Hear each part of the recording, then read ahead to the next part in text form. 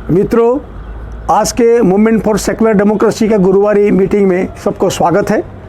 आज का जो टॉपिक है वॉइसेस फ्रॉम द फार्मर्स, जो बॉर्डर्स है वहाँ से वॉइसेस ऑफ फार्मर्स, वहाँ से एक लाइव टेलीकास्ट हमारे सामने पेश होगी। वो है डॉक्टर मुकेश हेम्बाल, जो वहाँ है मौजूद, वहाँ खेडूतों को मदद कर रहे हैं, वहाँ वॉलंटियरिंग कर रहे हैं और काफ़ी चीज़ों में मदद कर रहे हैं। वो वहाँ है, अपनी वॉलंटियर्स को अभी उत्तराखंड से लेकर आके काम कर रहे हैं। वो तो एमएस यूनिवर्सिटी में वो डॉक्टरेट किए हुए हैं, इधर का ही बड़ौदा से। तो वो हमारे सामने वहाँ की जो परिस्थिति जो है, कई लोगों का जीवन, उनका संघर्ष, उनकी हंसी खुशी, ये सारे के सारे बात, डिटर्मिनेशंस, ये सारे के सारे बात को हमारे सामने वो पेश करेंगे, लाइवली पेश करेंगे। बट दिलचस्प होगा, मुझे लगता है। हम सुनेंगे, उसके बाद हम डिस्कशन में पार्टिसिपेट करेंगे ऑनलाइन। लेकिन प्रॉब्लम क्या है कि हम ये फेस टू फेस हम ऑनलाइन में बात करेंगे, लेकिन पार्टिसिपेशन सबका करना मुश्किल है। हम आशा करते हैं कि कोरोना का दिन चला जाएगा और उसी के बाद हम फेस टू फेस बैठ के हम चर्चा कर पाएंगे, लेकिन अभी तो ऑनलाइन ही बात हो पाएगा।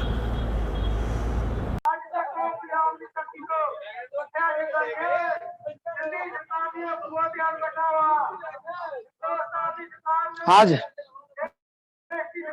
मैं यहाँ पे सिंगू बॉर्डर है, जो अखबारों में भी मीडिया में भी जो आ रहा है, सिंगू बॉर्डर। ये बॉर्डर, ये जहाँ हम खड़े हैं, ये हाईवे है। ये हाईवे कनेक्ट करता है हरियाणा से होते हुए दिल्ली की ओर आ जाता है। मेरे सामने की तरफ दिल्ली है और पीछे जो है हरियाणा है। हरियाणा का जो बॉर्डर है उसको कहते हैं कुंडली बॉर्डर।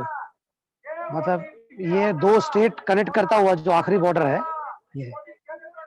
यहाँ पे जहाँ मैं खड़ा हूँ, ये पीछे आप ट्रैक्टर वगैरह नजर आ रही है, आवाज भी चल रहा है। यहाँ स्टेज बना हुआ है, एक संयुक्त किसान मोर्चा इसके नाम पे तमाम संगठन जो थे पंजाब और हरियाणा के किसान संगठनों का ये एक संयुक्त मोर्चा है, इस बॉर्डर पे है।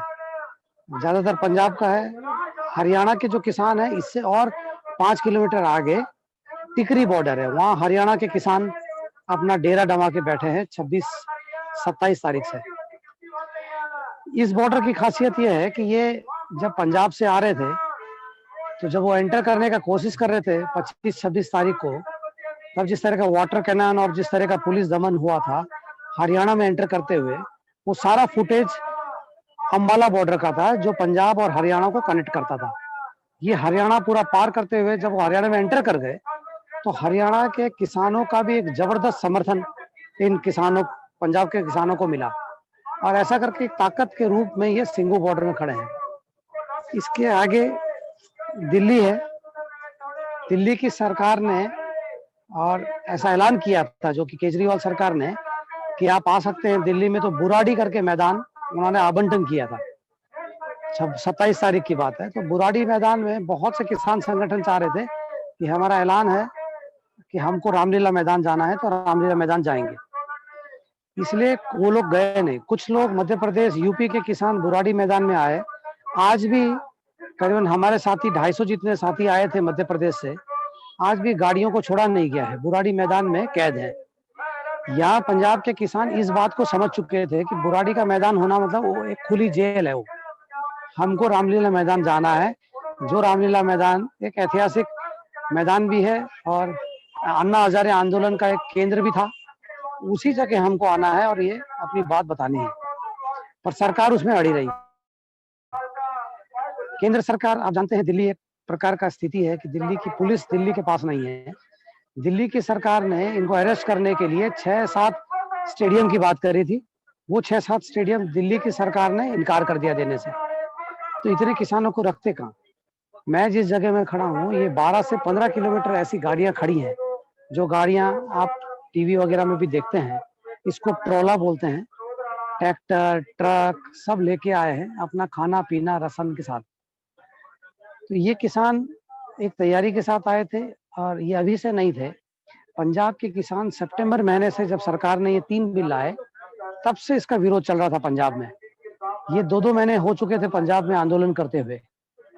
फिर एक कोऑर्डिनेशन कमेटी है, ऑल इंडिया किसान कोऑर्डिनेशन कमेटी, AIKCC, उसकी ओर से ये ऐलान लिया गया कि हम जाएंगे 26-27 तारीख को दिल्ली का घेराव करेंगे, दिल्ली को घेरेंगे। ये 26-27 तारीख में ये यहाँ पहुंचे थे। सरकार ने बीच का निर्णय लेने का कोशिश किया इनको बुराड़ी मैदान ले जाने के लिए, पर किसान माने नहीं। बुराड़ी एक बहुत बड़ा मैदान है और खुला मैदान है जहाँ कुछ नहीं है। ये आज आपको मैं दिखाऊंगा कि जो रोड है ये 4 लेन है। ये 4 लेन में गाड़ियां खड़ी हैं दोनों तरफ। डिवाइडर है बीच में, डिवाइडर में खाना बन रहा है, अपना अपना राशन लेके आए हैं। इस ऐसे ही बॉर्डर जैसा मैंने बताया टिकरी बॉर्डर भी है जो कनेक्ट करता है दिल्ली को। ऐसे ही ऊपर से यूपी से जो बॉर्डर आ रहा है उसको कहते हैं गाजीपुर बॉर्डर। वहां पे मतलब यूपी के बरेली, मुरादाबाद इस बेल्ट के जो किसान हैं और पीछे से उत्तराखंड के कुछ जिले, खासकर उधम सिंह नगर जो हैं, जो सिख बहुल इलाका है, वहां से भी किसान हैं, वो भी लोग भी गाजीपुर बॉर्डर में है। सिंघू बॉर्डर की मतलब अहमियत इसलिए बढ़ गई, सिंघू बॉर्डर में एक टाइम पे, इसके बाद में तो किसी ने गिना नहीं, छोटी मोटी गाड़ियां करके 96,000 गाड़ियां एक टाइम पे यहाँ थी। और अभी भी जैसा परसों सैटरडे संडे था और सैटरडे संडे में और गाड़ियां बढ़ चुकी हैं। यहाँ पे पंजाब के गुरुद्वारों का लंगर चल रहा है। यहाँ तक कि दिल्ली का जो सबसे बड़ा गुरुद्वारा है रकाबगंज गुरुद्वारा, जो संसद भवन के पास में है, उन्होंने भी टेंट लगाया है। यहाँ पे दिन में मतलब उनके टेंट में, उनके जो गुरुद्वारा लंगर में 40 से 50 हजार लोग खा रहे हैं। और ऐसे लंगर गांव-गांव लोगों ने लगाए हैं। पंजाब का अगर कोई सामाजिक, भौगोलिक या सांस्कृतिक स्थिति अगर इतिहास जानता हो, पंजाब में डेरे हैं बहुत।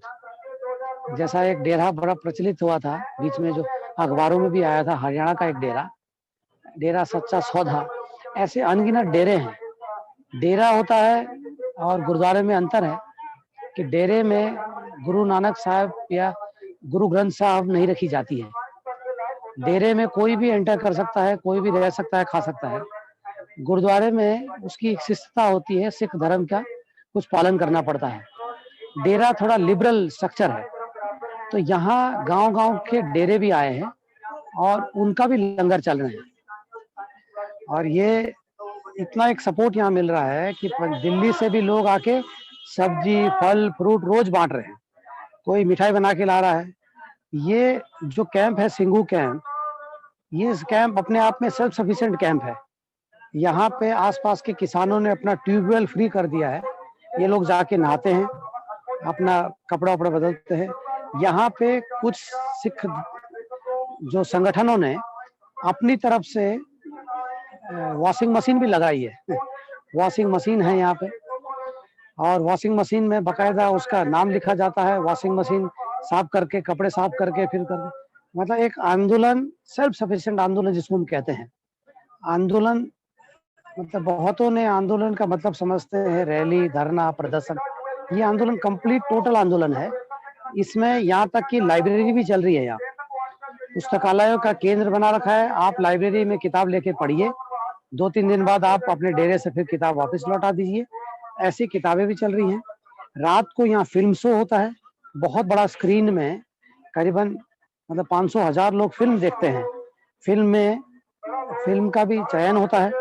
फिल्म ज्यादातर आजादी आंदोलन की फिल्में हैं, मतलब भगत सिंह से लेके उधम सिंह, करतार सिंह सराबा, जलियांवाला बाग की घटना और सिख धर्म की जो कुर्बानी परंपरा है, सिख धर्म की भी ये है। ये तमाम चीजें का लेके ये आंदोलन चल रहा है।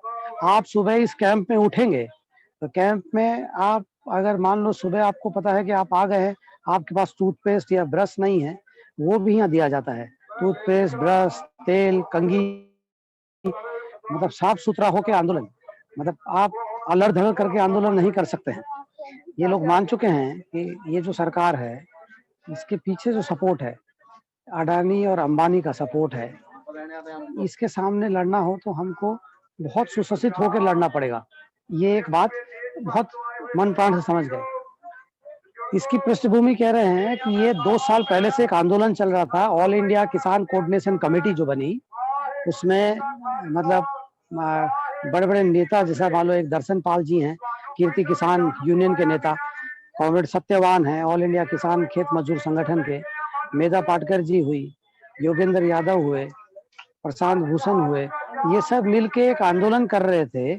जो आंदोलन में था कि किसान जितनी लागत लगाता है उतनी लागत में उसको वापस मिलना चाहिए। ये आंदोलन पिछले 2 साल से चल रहा था। 18 के जनवरी फरवरी में एक मीटिंग हुई थी। इसके केंद्र करते हुए अलग अलग हरियाणा से लेके पंजाब, हरियाणा, दिल्ली, मध्य प्रदेश, यहाँ तक कि गुजरात की निचली हिस्सा, मध्य प्रदेश, वहाँ के किसान संगठन भी जुड़ते चले गए। ऐसे मिला के 500 जितने संगठन ऑल इंडिया किसान कोऑर्डिनेशन कमेटी में हैं। ये 500 किसान संगठन मिलके लड़ रहे थे एक बात को लेके कि आप मिनिमम गारंटी दीजिए कि जितना किसान को एक ये अनाज उत्पादन में जितना खर्च होता है इतनी उसकी लागत जो है, उसकी जो पैसा है वो उसको मिलना चाहिए। ये गारंटी सुनिश्चित करने का आंदोलन था और यह आंदोलन बड़ा व्यापक तौर पर आंदोलन बढ़ रहा था।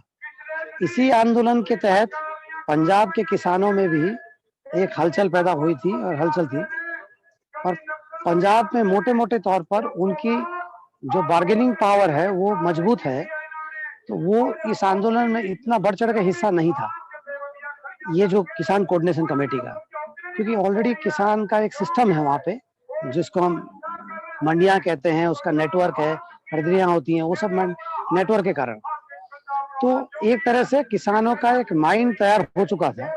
उसके एवज में कोरोना की आड़ में सरकार ने जो 3 बिल लाए, इस 3 बिल से सबसे ज्यादा आक्रोशित और मतलब एक प्रकार का आंदोलित हुए पंजाब हरियाणा के किसान, और उसके साथ साथ पूरा देश के किसान भी हुए। और देश के किसान के बारे में जैसा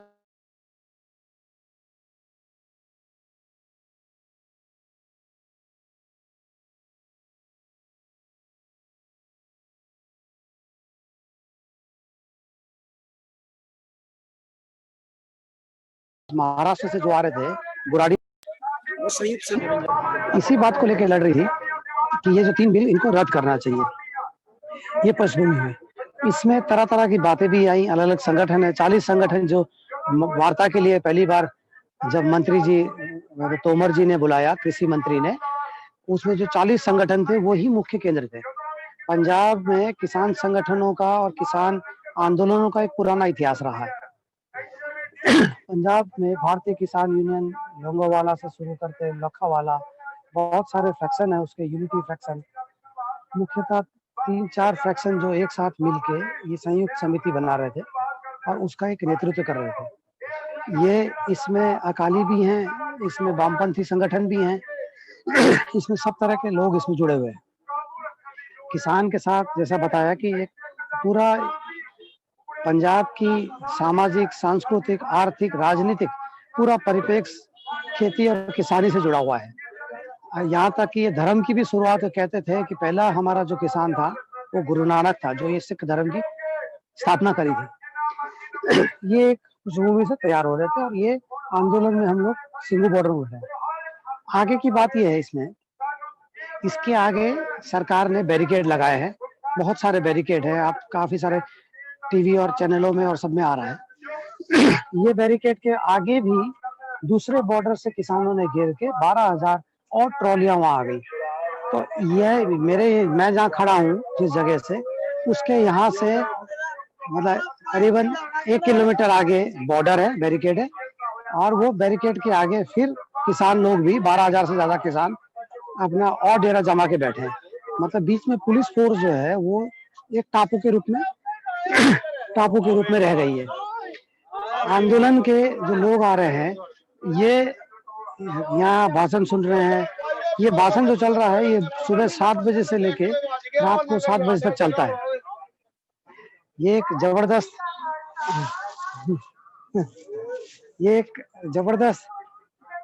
एक पूरा दिन भर ये पॉलिटिकल भाषण, विश्लेषण भाषण चलता है, अलग अलग चीजें आती हैं। बड़ा मुंह तोड़ ये चलता है। इस मंच में किसी भी राजनीतिक पार्टी का दखल नहीं है। जो यूनियन है, किसान यूनियनों के नेता और ऐसे लोग जो सपोर्ट करने आ रहे हैं किसान संगठनों को, यहाँ पे कोई भी अभी तक अरविंदर पाल सिंह या कांग्रेस की सरकार में से कोई नेता नहीं, अकाली का कोई नेता नहीं। केजरीवाल जी ने पोस्टर लगा रखे हैं बाहर, इससे थोड़ा दूर जाके, कि हमारे पंजाब के किसान भाइयों का स्वागत है। उनका भी कोई भी आम आदमी पार्टी का या कम्युनिस्ट पार्टी का कोई भी नेता स्टेज से भाषण नहीं दे सकता है, अलबत्त वो किसान संगठन से जुड़ा हो तो।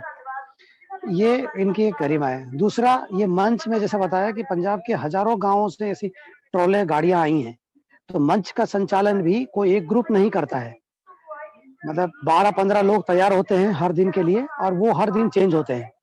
ऐसा ना हो कि पंजाब के लुधियाना से बोलने का मौका है तो लुधियाना वाला बोल रहे हैं, पटियाला वाला छूट जा रहा है। तो इसमें लॉटरी सिस्टम होती है। लॉटरी सिस्टम में ये वॉलंटियर बनाते हैं कौन कौन बोलेगा, और इसमें कोई लीडरों की दखलगिरी नहीं होती कि मेरा आदमी आया बोलेगा ये जाएगा। मंच को इस तरह का रखा गया है। मंच में कोई भी आके बोल सकता है, अपना नाम दो, पर्ची दो, कहीं से भी। अभी गुजरात, महाराष्ट्र, मध्य प्रदेश से भी लोग आके बोल रहे हैं। दूसरा, ये जो सिस्टम चल रहा है यहाँ पे, अभी भी लोग आते आते रह रहे हैं। एक गाड़ी में जैसे मान लो 20-30 लोग आए होंगे गांव से, तो जब 20-30 लोग जाएंगे तो वो और 20-30 लोग वहां तैयार हैं। ऐसा फेरी फेरी में इन्होंने अपने अपने गांवों का एक वॉलंटियर लिस्ट तैयार किया है। वो वॉलंटियर लिस्ट को सप्लाई करते हैं। सबसे बड़ी बात इसमें इस आंदोलन की है, सबसे बड़ी सफलता, और ये जो पुराने लोग जो बहुत प्रफुल्लित भी हैं, चेहरे की रौनक भी है इनकी, कि जो भी ट्रोला आएगा उसमें से 70% यूथ है और 30% बूढ़े लोग हैं। 70% यूथ है, वो यूथ अलग अलग वॉलंटियर का काम कर रहे हैं, फेसबुक व्हाट्सएप में डाल रहे हैं। सबसे ज्यादा ये जैसे आंदोलन जब शुरू हुआ, तब जिस तरह का सरकार का रवैया था, अभी इतने सालों में जो बीजेपी ने, सरकार ने, जो भी इसके सामने बात बोलेगा तो उसको देशद्रोही, आतंकवादी घोषित कर देते थे। जैसे हमने एनआरसी का आंदोलन देखा, सीएए का आंदोलन देखा, जेएनयू का आंदोलन देखा, और इनके जो चुनिंदा मीडिया थे, उस मीडिया द्वारा ये चीजें दिन रात बोली जाती थी। इनका बहुत मजबूत आईटी सेल था, बीजेपी आरएसएस का आईटी सेल दुनिया का सबसे बड़ा डेंजरस मशीनरी है। गोबल्स के बाद, हिटलर के बाद उत्पन्न हुई। जो सुशांत राजपूत केस में महाराष्ट्र पुलिस ने उजागर किया कि एक सुशांत केस में ही 60,000 से ज्यादा फेसबुक अकाउंट इन्होंने बनाए थे, फर्जी अकाउंट। तो ये इससे ये प्रचालित करते थे एक बात को कि ये आतंकवादी हैं, देशद्रोही हैं। ये इतना बड़ा उल्टा पड़ा इस आंदोलन में। आंदोलन में जो लोग भी कह रहे हैं, यहाँ एक एक जीप, कारों में होर्डिंग लगा रखा है, अपने हाथ से लिखा हुआ है, मार्कर द्वारा, चार्ट पेपर द्वारा। एक दो किसान भाइयों ने अपनी कार में ही लिख दिया मार्कर द्वारा कि we are farmers not a terrorist, हम किसान हैं, आतंकवादी नहीं। ये बात इतनी काउंटर हो गई और पैरेलल चली गई कि इसके कारण आक्रोशित होके जो हमारे किसान भाइयों के जो सगे संबंधी हैं, जैसे विदेशों में या फौज में, ये भी बहुत बड़ी मात्रा में अभी फंड भी दे रहे हैं इसमें। हर गांव का अपना अपना गुरुद्वारा है, उस गुरुद्वारे में एक फंडिंग होती है, उसके द्वारा पूरा का पूरा ये फाइनेंस होता है। दूसरा, सबसे बड़ी सफलता इस आंदोलन की है, जैसा मैंने बताया, कि युवा पीढ़ी, जो युवा पीढ़ी पंजाब के सामाजिक सांस्कृतिक परिवेश में एक गलत लाइन में भी निकल चुके थे, वो भी इसी प्रोसेस में, इस आंदोलन में बहुत बढ़ चढ़ कर हिस्सा ले रहे हैं। आंदोलन का क्या होगा, सरकार क्या तैयारी कर रही है, ये सब चीजें यहाँ जो बनाया है इन्होंने 40 मेंबर का कमेटी, वो इसके साथ नेगोशिएशन कर रही है। और ये यहाँ पे जो मंच में जो भाषण चल रहा है, इसके बाद रात को नाटक होते हैं। उन नाटकों में भी इसी परंपरा और इसी बात को लेकर उजागर करते हैं। अभी तक 15 लोग, कल और 2 लोग किसानों की मौत हुई यहाँ। 15 लोगों से ज्यादा, 15 लोग जितने ये आंदोलन में शहीद हो गए हैं। तो नाटक, परसों एक नाटक था उन शहीदों को श्रद्धांजलि देते हुए, और उसमें दिखाया कि नाटक का अंत का डायलॉग था कि लड़ाई चुकी नहीं है, लड़ाई अभी शुरू हुई है, लड़ाई अभी खत्म नहीं हुई है, लड़ाई अभी शुरू हुई है। ये सुर था, और इसके साथ हजारों लोग हाथ उठा के एक साथ बोलते थे। कल रात को मशाल जुलूस था यहाँ। दूसरा, आक्रोशित ये लोग हुए हैं सबसे ज्यादा बीजेपी आरएसएस से, कि आरएसएस जब मुसलमान के सामने होता था तो सिख धर्म ने, आपको पता है कि सिख धर्म की एक बलिदानी परंपरा, औरंगजेब से लेके तमाम जो मुगल शासनों के खिलाफ सिख धर्म ने जितनी कुर्बानी दी है उतनी किसी ने नहीं दी है। वो सिख धर्म की कुर्बानी करके सांप्रदायिक एजेंडा देश भर में फैलाते थे और हम ही को आज जो आप लोग आतंकवादी कह रहे हैं। आज जगह जगह से जब मैं मिलने जाता हूँ किसानों को, एक ही बात, एक आदमी तो रोते रोते ने मुझसे कहा कि इससे कभी उम्मीद नहीं थी आरएसएस वालों से कि हमको आतंकवादी कहेंगे। इस दिल्ली के पास में चांदनी चौक है, जहाँ शीशगंज गुरुद्वारा है, जहाँ एक सिख गुरु ने अपना शीश कटाया था, वो ही शीशगंज गुरुद्वारा उसके नाम पे है चांदनी चौक में। और बोले कि ये दिल्ली को हमने बचाया था और इसी दिल्ली में हमको आने नहीं दे रहे। एक और प्रचलित बात है कि अगर आप चाहे तो हमारे 12% लोग फौज में हैं, हम अगर वापस बुला देंगे तो अपने कच्चे वाली सेना ले जाना। मतलब आरएसएस को बोल रहे थे कि वो जाके बॉर्डर में सुरक्षा करना। वो लोग बिजनेस करते हैं, व्यापार करते हैं और मरते हमारे बच्चे हैं, इस बात को। दूसरा, गुरुद्वारा प्रबंधक कमेटी दिल्ली के यहाँ पे जो मेन प्रबंधक थे उनसे मैं बात कर रहा था कि आपको डर नहीं लग रहा है कि अगर ग्रांट वगैरह काट देंगे, तो बोल रहे थे कि हम लोग सेल्फ सफिशिएंट है। हम लोग जबकि ऊपर से मदद करते हैं सरकार को, इनका अधिवेशन होता है, ये होता है तो हम लोग लंगर लगाते हैं, सरकार का एक अनुदान हमारे ऊपर नहीं है। ये अपने आप को तुलना कर रहे थे कि स्वामीनारायण संप्रदाय जिस तरह का है, ऐसा सेल्फ सफिशिएंट हम लोग हैं और हमारा एक परंपरा है। तो सिख धर्म की परंपरा। दूसरा, एक सबसे बड़ा बात यहाँ लोग बोल रहे हैं, जिसकी बात बोल के मैं अपनी बात पूरी करूंगा यहाँ, कि 1907 का एक पगड़ी जट्टा आंदोलन चला था 8 महीने का पंजाब में, मतलब यूनाइटेड पंजाब। उस समय पंजाब, पाकिस्तान का पंजाब, सब कुछ एक था, जिसका नेतृत्व कर रहे थे भगत सिंह के चाचा अजीत सिंह और लाला लाजपत राय। ये जब नेतृत्व कर रहे थे, उस आंदोलन में भी सरकार का किसान विरोधी नीति के खिलाफ आंदोलन एकदम ज्वलंत हुआ। उस आंदोलन से मंडलाय जेल भेजा गया था सरदार अजीत सिंह को और लाला लाजपत राय को। ये परंपरा को आज यहाँ बैच लगा के, बिल्ले लगा रखे हैं, पोस्टर लगा रखा है कि अजीत सिंह के वारिस हैं हम, भगत सिंह के वारिस हैं हम, ये सरकार को छोड़ेंगे नहीं। एक और प्रचलित नारा है कि पुरखे लड़े थे अंग्रेज गोरों से, हम लड़ रहे हैं चोरों से। अमित शाह और मोदी का रोज पुतला जलाया जाता है, यहाँ रोज फांसी में लटकाया जाता है। अमित शाह और इसके मोदी के ऊपर जो बात चलती है, खासकर मोदी का, हाय रे मोदी मर गया, ये नारा प्रचलित नारा है। और यहाँ पे जितने पोल है आपको मैं दिखाऊंगा, उस पोल में एफिजी लगाया है, रोज जूते चेंज होते हैं। और इस तरह का भी एक लोगों को आक्रोशित नरेंद्र मोदी और इसके खिलाफ। और ये लोग बोल रहे हैं कि कोरोना की आड़ में ये सब कुछ इन्होंने जो दाखिल करने का कोशिश किया, और यही ये सोच रहे थे कि कोरोना की आड़ में ये बिल भी पास हो जाएंगे, पर इसमें बहुत बुरी तरह फंस चुके हैं। और मैं इतनी बात करके पूरी करूंगा कि प्रकाश भाई ने एक प्रचलित वार्ता છે, प्रकाश भाई ઘણી વાર કહે છે કે રાજાના દિવ્ય વસ્ત્રની વાત પેલો નાનકડો બાળક કરે છે, એવી જ વાત અહીંયા પણ लागू થાય છે। जब इन्होंने जीएसटी लागू किया, नोटबंदी लागू किया, नोटबंदी में अगर बैंक हड़ताल कर लेते तो इनका क्या हासिल होता, या जीएसटी के टाइम पे हमारे इससे भी बड़ी तादाद में सूरत के जो पूरे छोटे मोटे व्यापारी जो तबाह हो गए, खत्म हो गए जीएसटी के कारण। उन्होंने रैलियां निकाली, सब कुछ जुलूस निकाला सूरत में, और गिड़गिड़ाते हुए कि मोदी से अपील करते हुए कि हाय रे मेरे भगवान, तुम हमसे मुखर गए हैं। और यहाँ पे हम जिसको समझते थे किसान, जो कुछ नहीं कर सकता, सबसे निचला तबका है, गंदा रहता है, कुछ नहीं जानता राजनीति के बारे में, उसी ने राजा को बोला कि राजा के दिव्य वस्त्र है, राजा अपने कपड़े नहीं पहने हैं। मोदी साहब, आपका ये रथ है, ये आपने गलत कर रहे हैं, एक एक नीतियां ले रहे हैं। इसको लेके लोग अपने आप को फील कर रहे हैं कि हम इस आंदोलन में हैं। ये मारने को भी तैयार है, मरने को भी तैयार है। मारने को इसलिए क्योंकि इनके लीडरशिप अगर कोई दगा करती है तो ये कह रहे हैं कि हम उनको भी नहीं छोड़ेंगे। दूसरा, सरकार के खिलाफ लड़ने का हम कहां तक भी जा सकेंगे। यहाँ लोग मतलब एक प्रकार का प्रफुल्लित हो रहे हैं कि हम कुर्बानी देंगे इस आंदोलन में और इस देश को मोदी, बीजेपी और आरएसएस से बचाएंगे।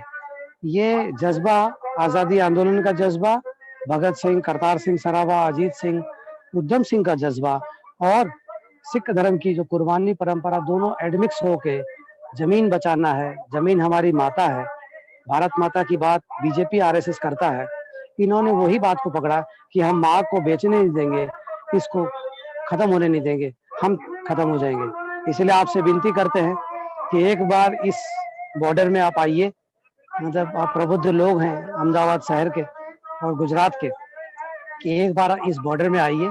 रहने खाने की व्यवस्था है यहाँ पे। खालसा एड करके एक संगठन ने मतलब गद्दे और रजाई और सब दिया हुआ है। अपना आई कार्ड दिखाना है आपको, आप रह सकते हैं। खाना यहाँ लंगर चलते हैं। और आप भी यहाँ इस मंच में आके भाषण दीजिए कि गुजरात की जनता भी इस आंदोलन में साथ है, ताकि इनको भी हिम्मत मिलेगा, इनको भी जुस्सा मिलेगा। ये बात करके अपनी बात पूरी करता हूँ। किसान एकता जिंदाबाद, काले कानून रद्द करो। आप सबका खूब खूब आभार।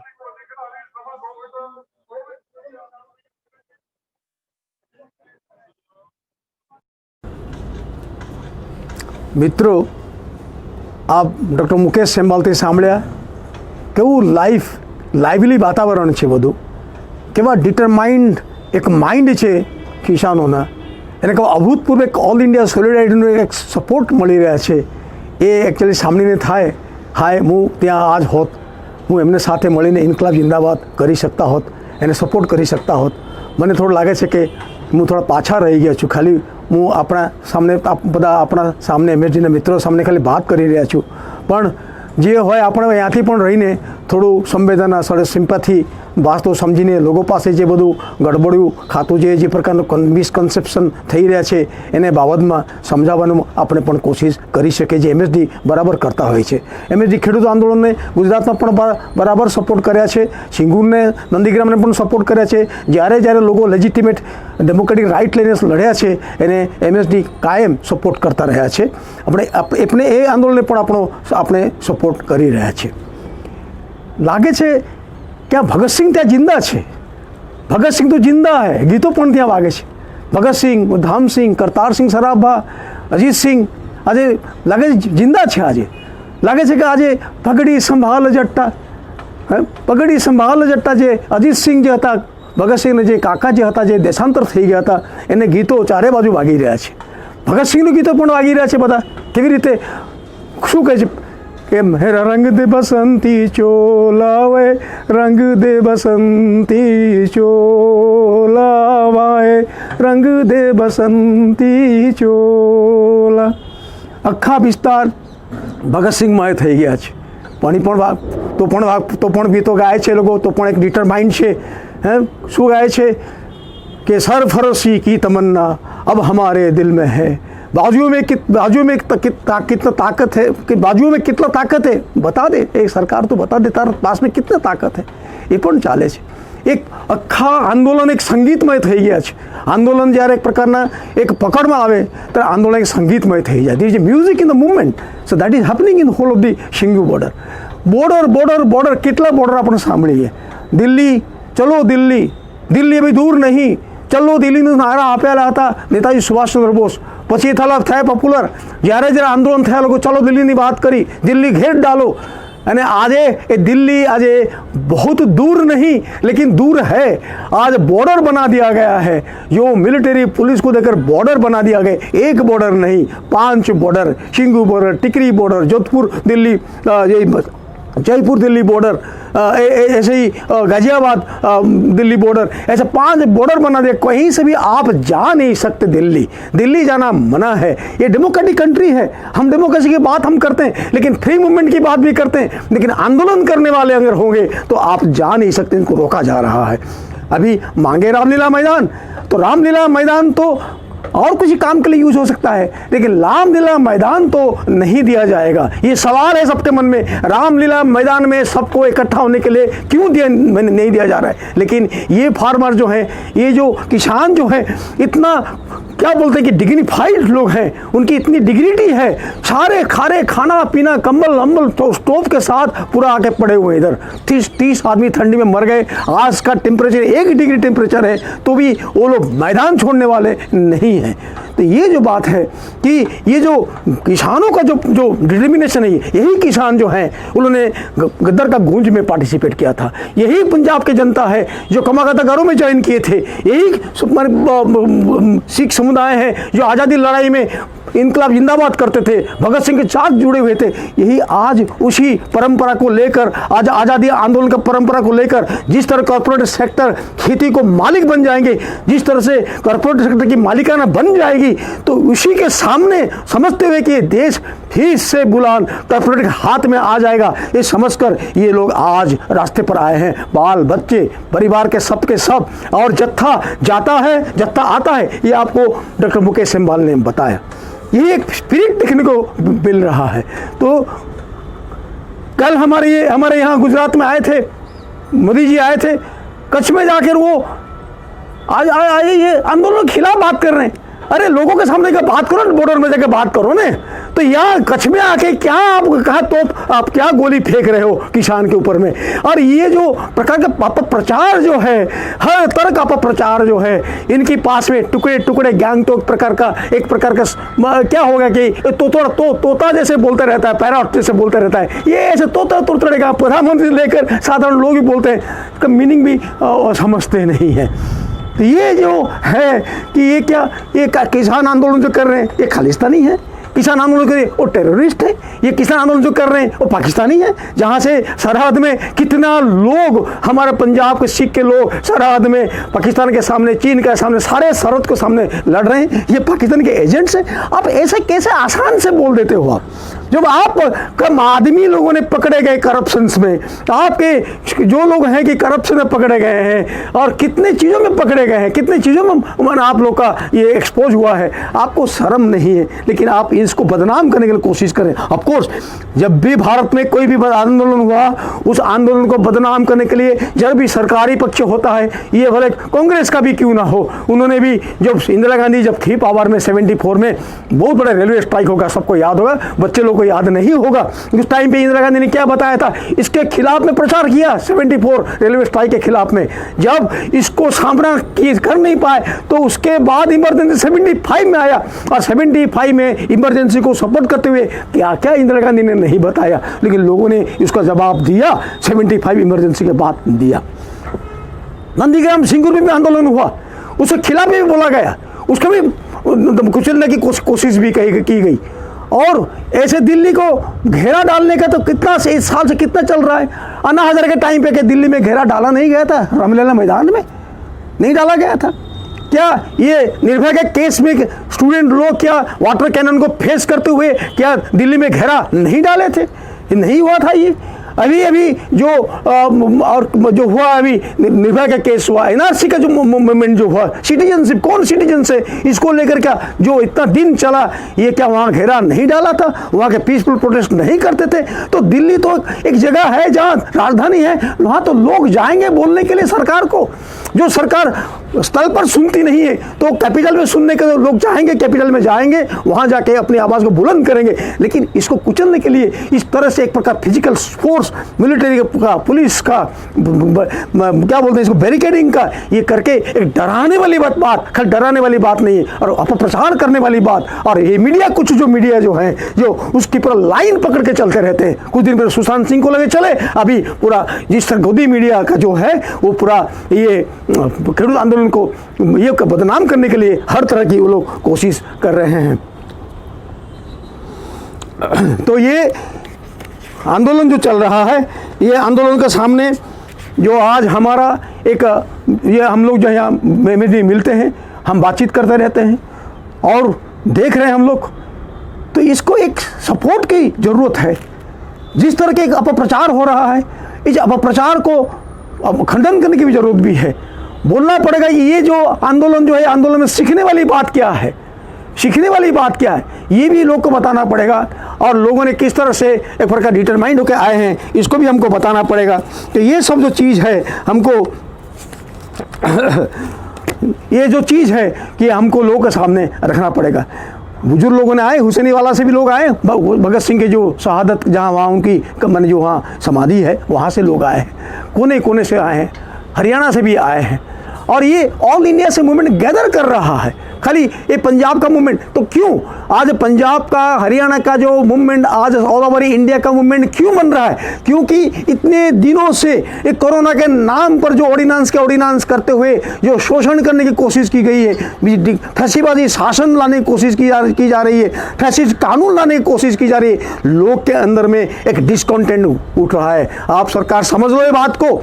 ये जो है, ये जो किसान लोग इकट्ठा जो हुए हैं, ये किसान लोग इकट्ठा होने के पीछे जो गुस्सा जो ऊपर है, सारा देश का गुस्सा जमा हो रहा है, ये आपको बहुत भारी पड़ेगा। और ये जो भारी पड़ेगा, ये लोग बदल के रहेंगे, सिस्टम को बदल के ही रहेंगे। ये एक वार्निंग बेल है। हमने बताया था 10 दिसंबर में, 14 दिसंबर की बातें बताया था। अभी जो आगे चलने वाला जो होगा वो भी बोलेगा, लेकिन अभी मूवमेंट के सामने इमोरली, अनइथिकली इसको बदनाम करने के लिए कोशिश नहीं करना चाहिए। और ये जो इमोरली, अनइथिकली जो बदनाम कर रहे हैं, इस बदनाम को सामने हम जो सिटीजन जो हैं, हमारा फर्ज बनता है इस बदनाम को सामने हमको फाइट करने की बहुत ज़रूरत है।